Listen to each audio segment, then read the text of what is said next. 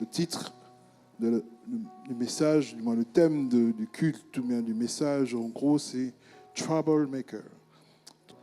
En français, la traduction française de ça, c'est trouble fait. Ok. Et aujourd'hui, je vais jouer le rôle un peu d'un troublemaker. Ok. Et j'espère que vous aussi deviendrez des troublemakers. Le texte de base pour mon texte de base est Matthieu 6 au verset 9.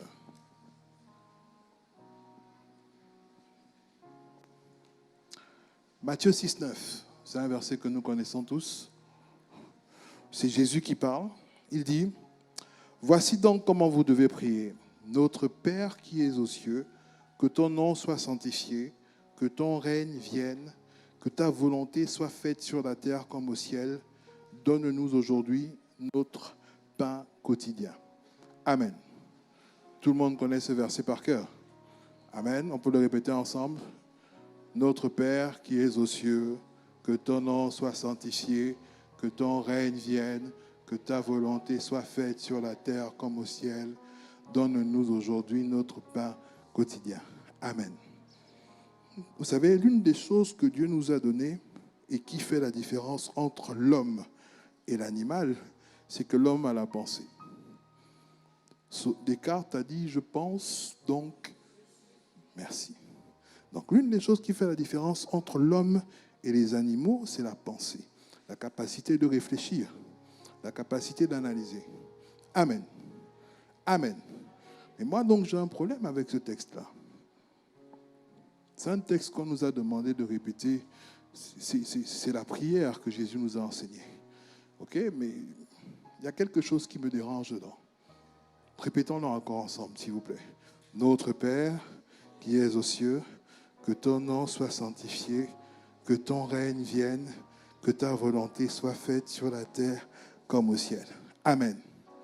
Mais moi, c'est Jésus qui ici donne cette prière, mais ça ne ressemble pas au Jésus que je connais. Jésus, devant la mort devant la mort de Lazare, il dit, Père, je te rends grâce de ce que tu m'exauces toujours. Amen. Moi, j'aimerais vous poser une question ce matin.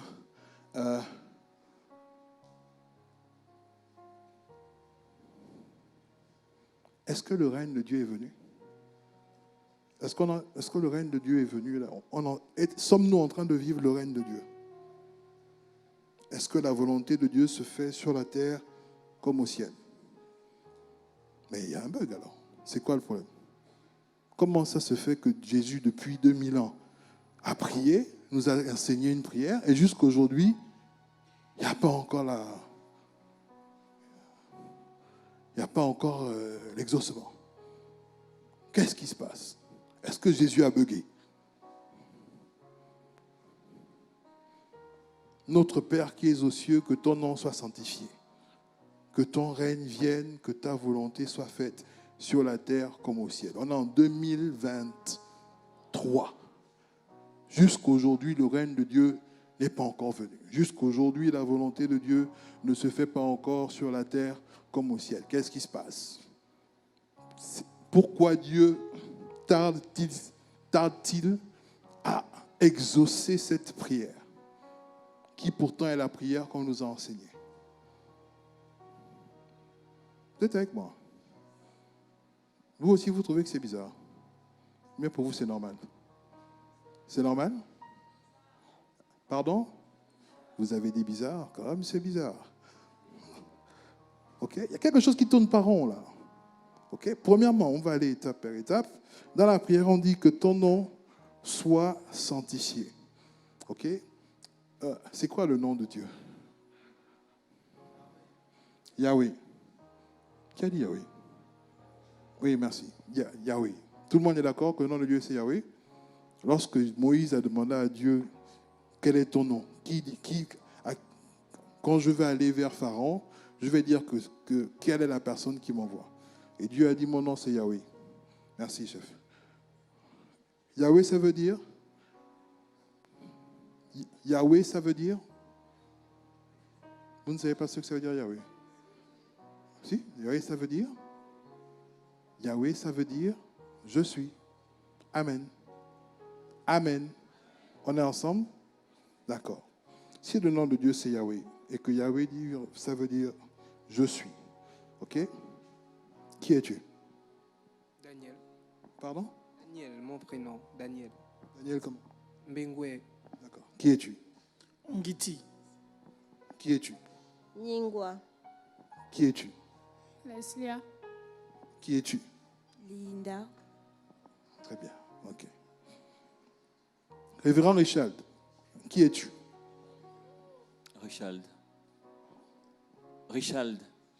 D'accord. Ok.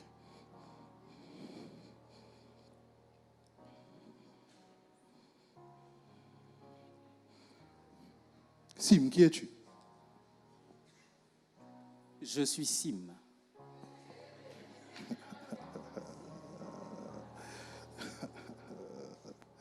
Sim a dit qu'il est...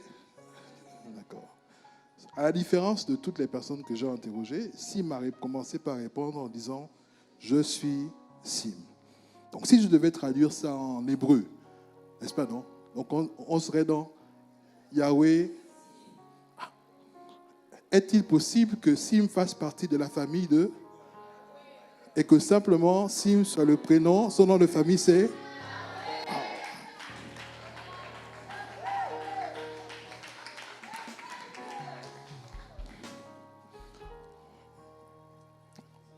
Je repose la question. Qui es-tu? Je suis Luce. Est-il possible que Luce fasse partie de la famille et donc son véritable nom c'est... Pardon? Comment? Yahweh Luce. Qui croit en cela? Si vous avez du mal à croire à ça, est-ce que ce n'est pas la Bible qui dit que nous sommes tous le corps de Christ?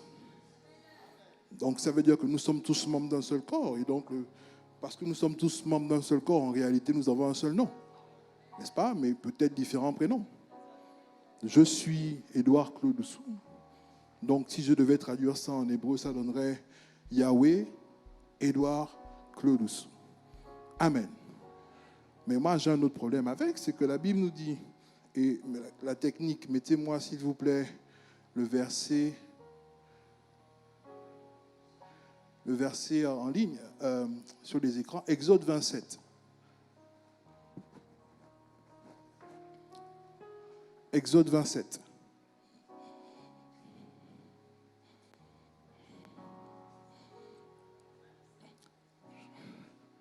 Tu ne prendras point le nom de l'Éternel ton Dieu en vain, car le nom de l'Éternel ne laissera point, car l'Éternel ne laissera point impuni celui qui prendra son nom en vain.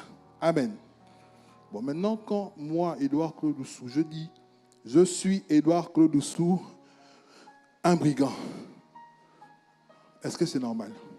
Ça veut dire que moi qui suis, je suis Yahweh, Édouard Claude Oussou, brigand.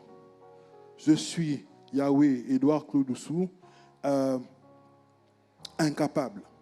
Je suis Yahweh, Édouard Claude Oussou, menteur. Je suis Yahweh, Édouard Claude Oussou, faible. Est-ce que vous êtes avec moi? Chaque fois que vous vous présentez, vous avez l'interdiction de prononcer le nom de Dieu en vain. Donc ça veut dire que vous avez l'interdiction de vous présenter n'importe comment. Vous ne pouvez pas parler de vous avec des mots qui réduisent le nom de Dieu. Le nom de Dieu, c'est Yahweh. Yahweh, ça veut dire je suis. Quand on dit je suis, on parle de nous-mêmes. N'est-ce pas? Est-ce que ce n'est pas pour cette raison d'ailleurs que Dieu lui-même dit que le faible dit je suis, mais dans je suis fort, il y a je suis, n'est-ce pas? Que le pauvre dit je suis, mais dans je suis riche, il y a...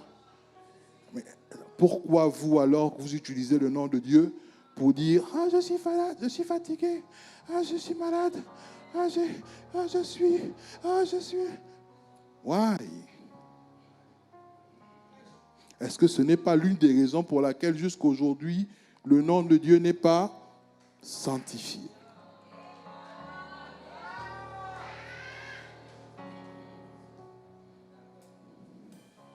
OK? Moi, j'aimerais avoir 5 volontaires. 5 volontaires qui vont sanctifier le nom de Dieu devant nous. Est-ce qu'il y a des volontaires? 5 personnes qui vont sanctifier le nom de Dieu devant nous. Venez, 5 personnes.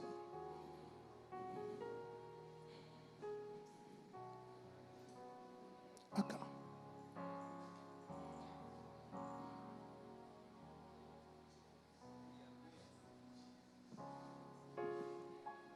Je suis hautement riche. Il y a le nom de Dieu, il y a ton prénom, tu vois, non? Parce que tu fais partie de la famille de Dieu. Tu vois? Donc ton nom de famille, c'est... Et puis on n'a pas dit c'est le prénom de Dieu, hein, entre parenthèses. On a dit c'est le nom de Dieu. Okay, donc c'est le nom, c'est Yahweh. Donc ça veut dire je suis. Il y a ton prénom qui te concerne et après tu t'as. Je suis Lewiska Kumba, femme hautement riche.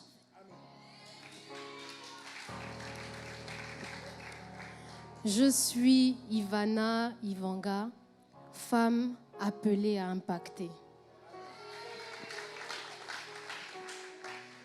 Je suis Edith Annie Kanzié, femme hautement puissante et riche. Je suis Gabriela Obian, femme hautement prophétique. Il n'y a pas d'hommes. Les hommes ne font pas partie de la famille de Dieu. Il est où? Oh! C'est pas grave. Merci beaucoup. Que Dieu vous bénisse.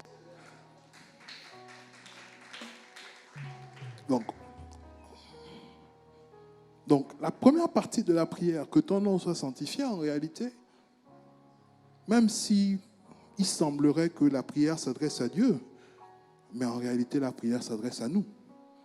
Parce que la personne qui doit sanctifier le nom de Dieu, ce n'est pas Dieu. C'est nous. Amen. À partir d'aujourd'hui, tu as interdiction de dire « je suis » avec quelque chose de négatif.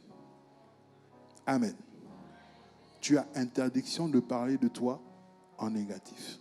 Tu as interdiction de parler de toi en mal. Parce que quand tu le fais, tu ne sanctifies pas le nom de Dieu. Ça ne dépend même pas de toi, c'est une affaire de Dieu. Est-ce que tu comprends? On est ensemble? Acclame le Seigneur.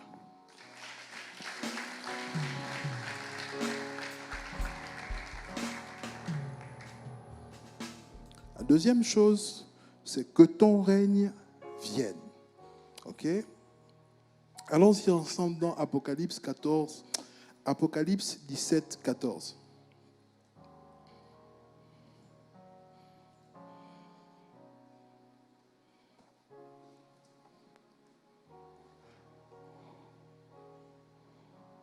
Ils combattront contre l'agneau et l'agneau les vaincra parce qu'il est le Seigneur des seigneurs, le roi des rois, et les appelés, les élus et les fidèles qui sont avec lui les vaincront aussi.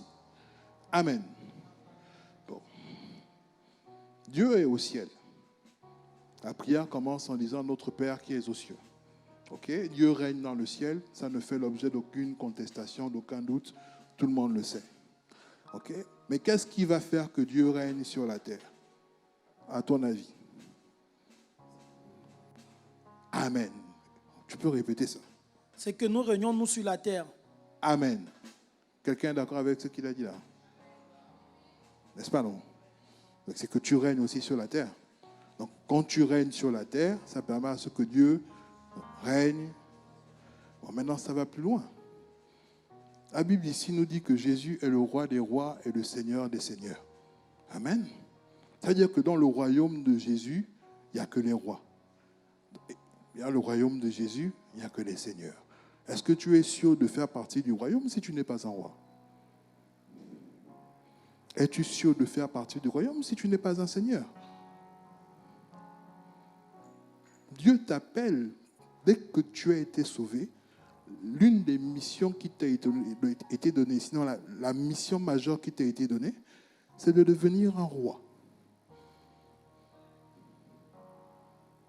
Jésus le dit encore, les dernières paroles de Jésus avant qu'il ne soit élevé au ciel. Il dit, allez par toutes les nations, allez par tout le monde et faites de toutes les nations des disciples. Amen. Amen. Ça veut dire quoi faire des disciples? Personne ne sait. Faire des disciples, c'est mettre des gens dans une certaine discipline. Ça veut dire que vous avez des maîtres et vous avez des gens qui apprennent auprès de ces maîtres-là.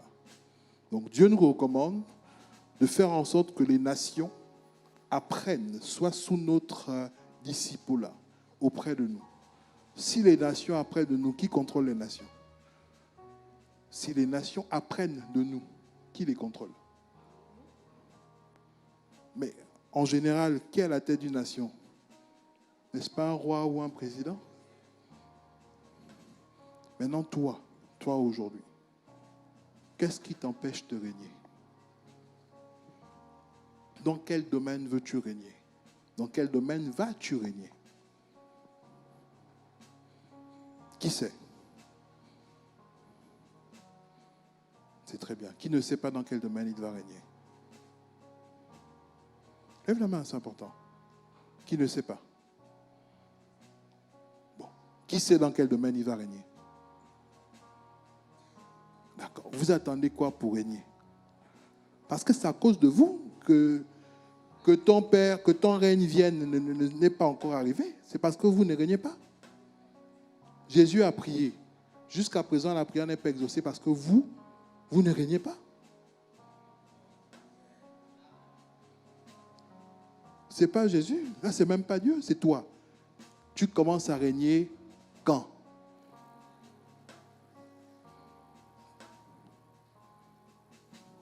La prière de Jésus va s'exaucer quand? Maintenant, allons plus loin.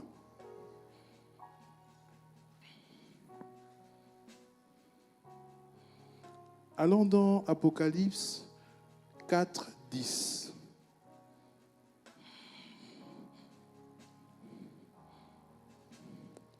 Apocalypse 4, 10. Voici normalement comment les choses doivent se faire. Okay? Les 24 vieillards se prosternent devant lui qui est assis sur le trône et ils adorent celui qui vit au siècle des siècles. Et ils jettent leur couronne devant le trône en disant, la suite, tu es digne, notre Seigneur, notre Dieu, de recevoir gloire et l'honneur, la puissance, car tu as créé toutes choses et c'est par ta volonté qu'elles existent et qu'elles ont été créées. Amen. Donc là, on a 24 vieillards qui adorent et qui se prosternent. Et qu'est-ce qu'ils font? Ils jettent leur couronne aux pieds de Dieu. N'est-ce pas, non? Toi, tu as quelle couronne à jeter? Où est ta couronne? Tu vas jeter quoi en adoration? Quand tu iras au ciel, devant le trône, tu vas jeter quoi en fait?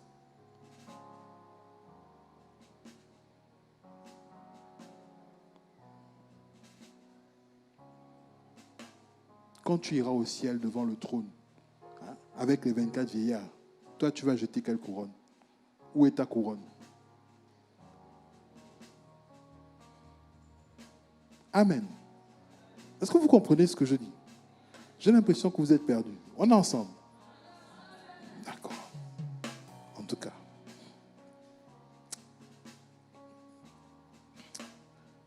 Avant-dernière chose, il me reste... Ouais, c'est bon. Que ta volonté soit faite sur la terre comme au ciel. Lisons avec moi Hébreux 10, 5.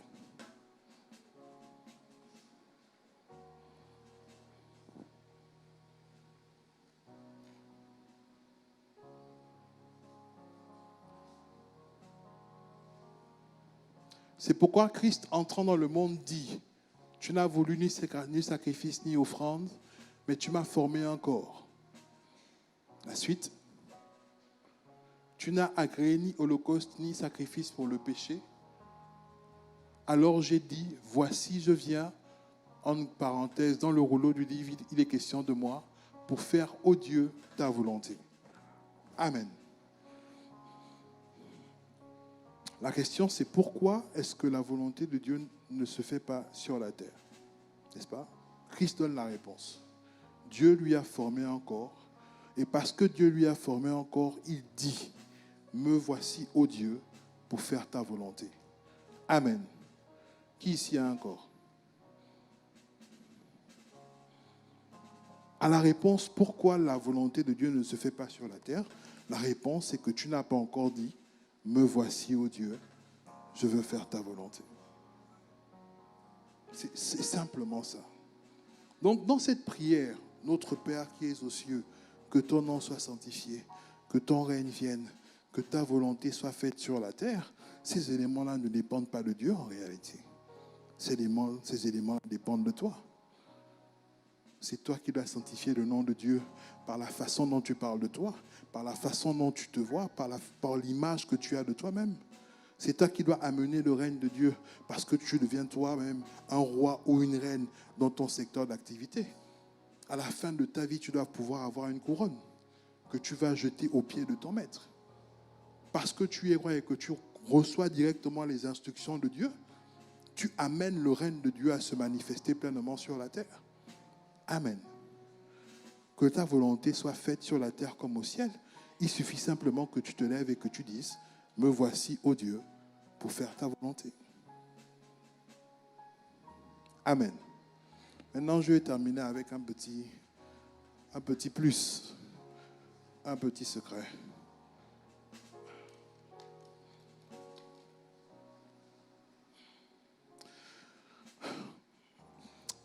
Qui veut être leader ici? Qui veut impacter sa génération? Lève-toi.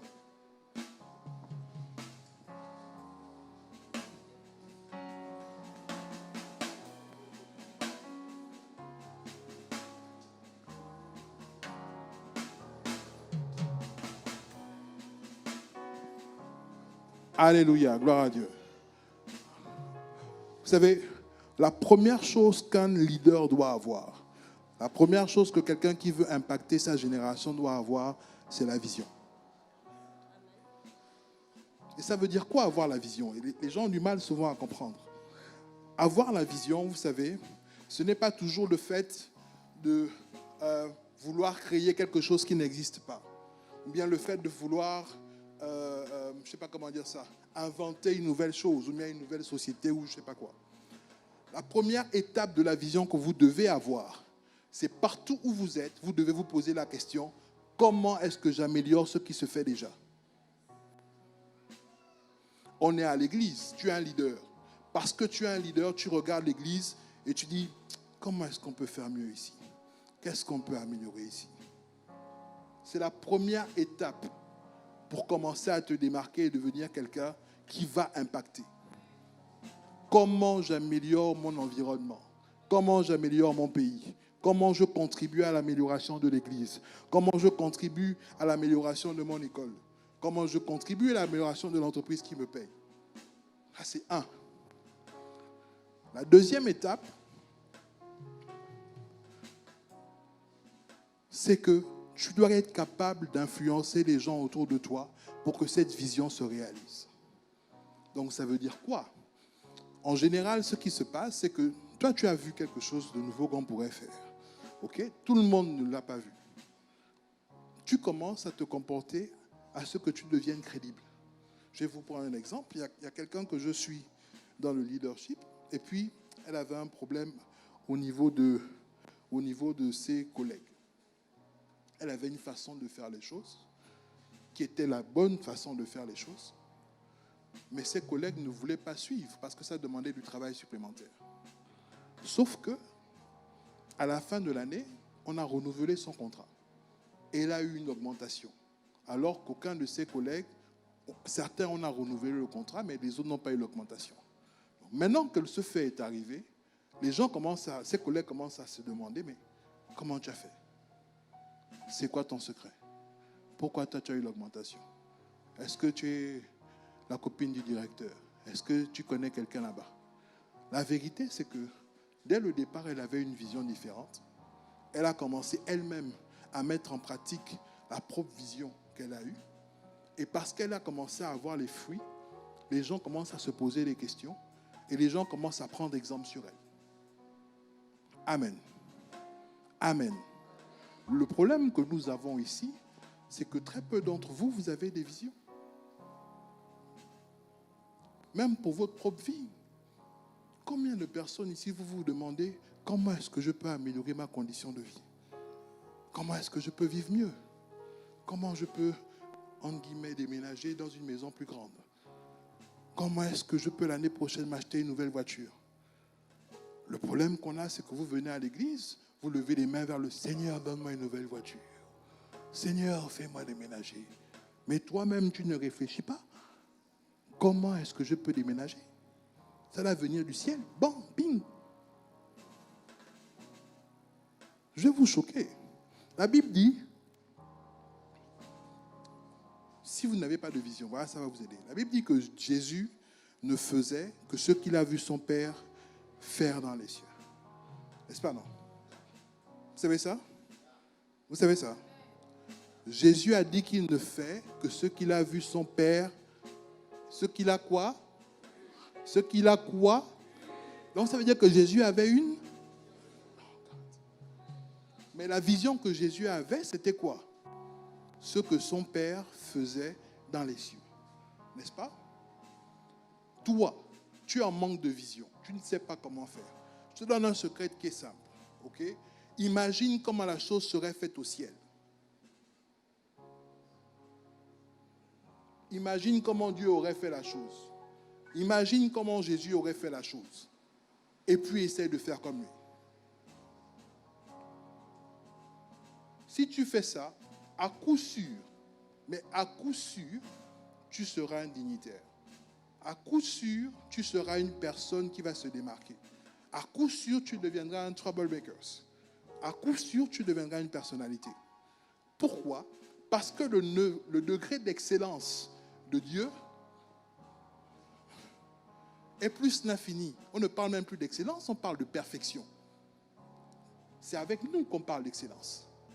La Bible dit que comme le ciel est éloigné au-dessus de la terre, ainsi sont les pensées de Dieu par rapport à nos pensées. Donc si tu décides de prendre le ciel pour exemple, de prendre la façon dont les choses sont faites dans les cieux pour exemple, ce que tu vas faire, c'est qu'en réalité, tu vas élever ton niveau de pensée vers le niveau de pensée de Dieu. Tu vas élever ton niveau d'exécution vers le niveau d'exécution du ciel de Dieu. Tu vas atteindre une telle perfection, une telle maîtrise dans ton domaine d'activité, dans le travail que tu fais, même dans l'église, dans ta prédication, dans tout ce que tu veux, que finalement, autour de toi, il n'y aura que des disciples. Des gens qui voudront apprendre de toi. N'est-ce pas là comment dirais-je, l'accomplissement de aller et faites de toutes les nations des disciples. Faites de toutes les nations des disciples, ce n'est pas simplement Jésus t'aime, Jésus te guérit, Jésus veut rentrer dans ton cœur, lève-toi et prie. Non, ce n'est pas simplement ça. C'est aussi amener le règne de Dieu sur terre. En amenant le règne de Dieu sur terre, ça veut dire que toi tu règnes. Mais tu ne règnes pas selon tes propres règles. Tu règnes selon les règles du royaume. Amen. Je sens que vous êtes fatigués, asseyez-vous.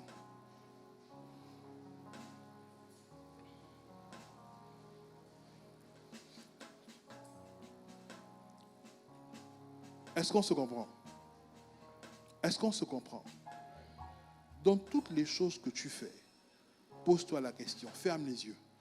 Imagine-toi, comment ça se fait au ciel? Comment Jésus aurait fait? Tu es comptable. Tu es assise dans ton bureau. Tu as du travail à faire. Qu'est-ce que Jésus aurait fait s'il était comptable assis dans ton bureau à ta place? Tu es un prédicateur de l'évangile, tu es un abbé, tu es un pasteur, tu es un évêque. Comment est-ce que les choses se seraient faites si Jésus était à ma place? Il aurait fait comment? Voici un secret, comment dirais-je? Voici une méthode basique, simple, pour changer les choses. Amen. Amen. Est-ce que c'est compliqué? La Bible dit cherchez d'abord le royaume. Je termine avec ça.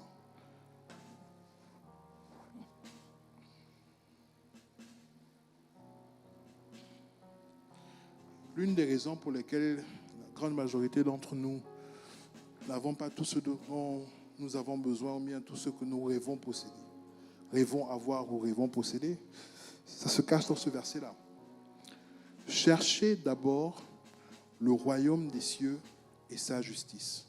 Et toutes choses vous seront données en plus.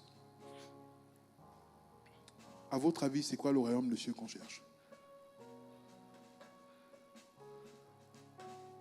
Je l'ai dit tout à l'heure. Maintenant, c'est quoi la justice du royaume? Si vous regardez dans le dictionnaire, le mot justice se définit, entre autres, comme étant la bonne façon de faire ou encore la bonne façon de se comporter. Donc Jésus dit, cherche d'abord le royaume et la bonne façon de se comporter du royaume. Quand tu auras trouvé ça, toutes les choses, il était question du vêtement, du pain, de la nourriture, oui, vêtements, pain, et puis tout le reste, la voiture, la maison et tout ça, seront donnés par la suite. OK? Pour ceux qui ont étudié un peu la sociologie, il y a un sociologue américain qui s'appelle Maslow. Maslow a dressé une pyramide. OK? Et dans la pyramide de Maslow, qui connaît Maslow? Ah, gloire à Dieu. Maslow a dressé une pyramide. Et dans la pyramide de Maslow, vous avez la base. La base, c'est quoi? C'est le pain, le manger et le boire. Pardon? La pyramide de besoins, oui. Donc la base, c'est le manger et le boire. Ce sont les besoins primaires. OK? Sauf que le sommet de la pyramide, c'est quoi? C'est l'accomplissement personnel. N'est-ce pas? Mais Maslow explique que la grande majorité des gens se focus sur la réalisation, bien sûr, comment on dit combler un besoin? Le fait de combler les besoins primaires. Donc manger, boire et tout ça là. C'est là où tout leur esprit, toute leur concentration, tout leur truc part. Le manger et le boire. Très peu de gens se concentrent sur le fait de se réaliser, devenir quelqu'un. OK? C'est la même chose, en d'autres termes, que le verset dit. Cherchez d'abord le royaume des cieux et sa justice. Le manger et le boire viendront par la suite. En fait, ne viendront même pas. C'est même pas que ça viendra par la suite. Ça découlera du fait que vous avez trouvé le royaume des cieux et sa justice.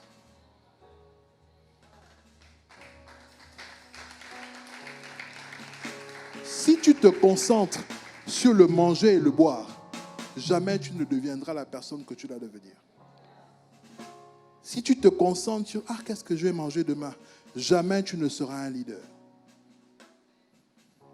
Si tu te concentres par contre sur comment est-ce que j'amène le royaume, je fais en sorte que le règne de Dieu vienne, je fais en sorte que la volonté de Dieu se fasse sur la terre, je fais en sorte que son nom soit sanctifié. Le manger, le boire, les voitures, la prospérité, la richesse et tout ça, ce sera versé. Vous voulez la preuve? Je termine avec ça. J'ai déjà dit, ça fait 3 fois que j'ai dit ça, mais j'ai encore le temps, donc je profite. Vous voulez la preuve? OK? Si vous êtes capable d'avoir une nation pour disciples, ça veut dire que vous avez l'argent? Ou bien? Bon, admettons que tu as la France pour disciples. Avoir la France pour disciples, comment ça peut se visualiser? Comment ça peut se matérialiser? Ça peut te matérialiser dans le fait que, par exemple, Emmanuel Macron soit l'une des personnes que tu enseignes dans ton école de leadership. OK? Parce que c'est lui la tête de la France. N'est-ce pas, non? Bon, maintenant, selon toi, Emmanuel Macron paye combien pour ton école de leadership?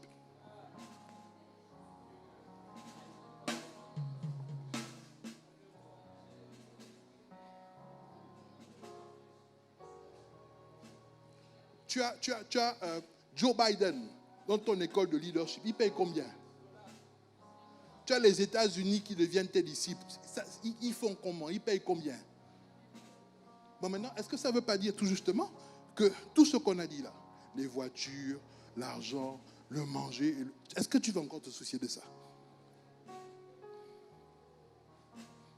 Est-il possible que nous restions pauvres. Parce que nous nous concentrons sur le manger et le boire. Nous ne cherchons que le manger et le boire. C'est pour ça qu'on va à l'école, pour le manger et le boire. C'est pour ça que vous travaillez, pour le manger et le boire. Vous ne travaillez pas pour devenir, pour vous accomplir, pour régner. Vous mangez, vous travaillez, vous étudiez pour le manger et le boire. Je prie que cela change aujourd'hui. Je prie que l'école que tu fais, les études que tu suives, tu les considères, je prie que les études que tu suis, tu les considères comme un tremplin pour devenir la personne que tu dois devenir. Et non l'objectif, le but, comment dirais-je, le moyen pour toi de manger demain. Je prie que le travail dans lequel tu es soit un tremplin, une marche supplémentaire qui te permette de devenir la personne que tu dois devenir. Et non simplement le gain qu'on te donne à la fin du mois pour payer les factures. Parce que la vérité est, si le travail devient pour toi, tu vas commencer à te comporter différemment. Tout à l'heure, j'ai parlé du fait de ramener le ciel sur la terre. Tu vas commencer en tant que leader à regarder les failles qu'il y a dans ton entreprise. Oh, mais patron, on peut améliorer ça. Mais patron, ça là, on peut faire mieux. Mais boss, regardez ça. Finalement, le boss va dire, mais ce gars-là, il veut la réussite de mon entreprise. Mais si je dois donner une promotion à quelqu'un, ce sera qui? À quelqu'un qui veut la réussite de mon entreprise. Et au fur et à mesure, tu montes. Tu influences ta sphère dans laquelle Dieu t'a positionné. Amen. Amen. Est-ce qu'on s'est compris? Est-ce qu'on s'est compris? Est-ce qu'on s'est compris? Qu'est-ce que vous devez faire? 1, vous devez avoir une vision. La vision commence par comment est-ce que je peux améliorer mon environnement immédiat, que ce soit à l'école, que ce soit à l'église, que ce soit chez moi à la maison, que ce soit au travail. Comment est-ce que je contribue à l'amélioration de mon environnement?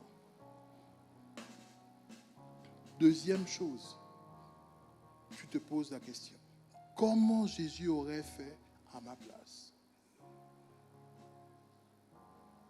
Si on était au ciel, si l'entreprise là était au ciel, ça se serait passé comment? Non, je pense que l'ange Michael serait venu à l'heure et puis certainement, il aurait géré la sécurité. Et je pense que Gabriel aurait été le patron de la communication, il aurait géré les réseaux sociaux,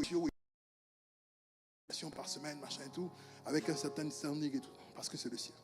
Et puis tu commences à implémenter ici sur la terre.